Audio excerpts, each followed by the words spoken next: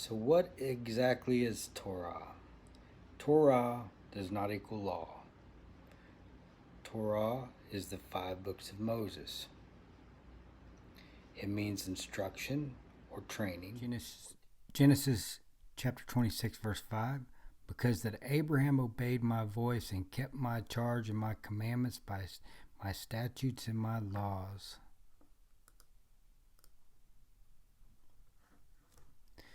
Law is the word Torah.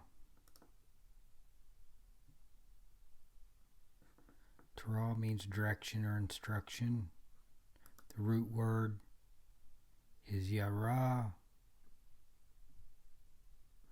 meaning to throw, shoot, or cast. It's like a archery term, meaning to shoot an arrow in a certain direction, as God would point us in the way that we should go. Torah is the foundation upon where all the other books of the Bible is built off of. So the 5 books of Moses is the foundation of everything else. Torah reveals unto us Messiah. 24 verse 44 and 45. And he said unto them, These are the words which I spake unto you while I was yet with you, that all things must be fulfilled, which were written in the law of Moses, that's the Torah, and in the prophets, that's the Nevi'im, and in the Psalms, that's the Ketuvim, concerning me. Then opened he their understanding, that they might understand the scriptures. So within the Tanakh, everything is written in there should teach us of the Messiah, of Yeshua. Torah is prophecy. Deuteronomy chapter 34 verse 10. And there arose not a prophet since in Israel like unto Moses, whom the Lord knew face to face. So Moses says there's not been a prophet likened unto him in Israel. Torah is a mirror like we would look into, and it reveals our nature. James chapter 1 verse 22. But be ye doer of the word, and not hearer only, deceiving your own selves. For if any be a hearer of the word, and not a doer, is like unto a man beholding his natural face in a glass. For he beholdeth himself, and goeth his way, and straightway forgetteth what manner of man he is. But whoso looketh into the perfect law of liberty, and continue therein, he being not a forgetful hearer, but a doer of the work, this man shall be blessed in his deed. Torah is also liberty, because it's like looking into a mirror, and we look into the perfect law of liberty. Psalm 119 verse 142. Your righteousness is an everlasting righteousness, and your law is truth. And the word there for law, as we know, is Torah. John chapter 8 verse 32. And ye shall know the truth, and the truth shall make you free. So if the law is truth, Jesus says the truth shall make you free.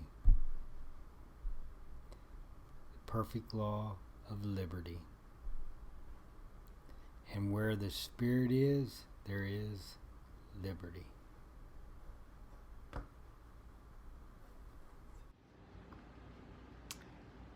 And Torah is truth. Tanakh is an acronym for Torah, Nevi'im, Ketuvim, Torah being the 5 books of Moses, Ketuvim is the Nevi'im is the prophets, and Ketuvim is the writings. Torah trains us in righteousness. It's a source of blessing to us. It points us toward Yeshua. It's a manual that trains us or to teach us in the way we should go. And it's a marriage contract. A ketubah, which is a marriage contract between God and his people, Israel. There is the written Torah, which what we have, our Bible that we read, what we consider the Old Testament. And there is what is known as the oral Torah. And there's a lot of negativity. A lot of people have negative things to say when it comes to the oral Torah, because they say, well, if it's not in the Bible, it's all tradition, yada, yada, yada, that kind of thing. But if we really begin to think about it, there's a lot of tradition within Christianity as well. And there's a lot of extra books that people use within Christianity, commentaries and things like that. And that's kind of what the oral Torah is. The oral Torah has been passed down through generations, and there's volumes and volumes of books that have been written about one book. And that one book that we know of, which I've mentioned several times in this video, is Torah, the 5 books of Moses. And these volumes of books are written upon this one book. And not only the 5 books of Moses, because that's the foundation, but all the other books that are built upon that. And so the oral Torah consists of books like the Mishnah. Mishnah means repetition. And then there's the Talmud. Talmud is the study, repetition. And the Talmud's a discussion upon the Mishnah. And there's a lot of information within them, and we can learn a lot if we would just be able to open our heart to be able to receive and learn something from the Jewish people. We don't want to rob from them, because they've had the Torah a lot longer than what we have, and God committed unto them the oracles, and he committed on them to the oracles, and they've took care of the Torah. So there's a lot we can learn from them if we would just open our heart to really be able to do that. So yeah, that's what it is. Thanks.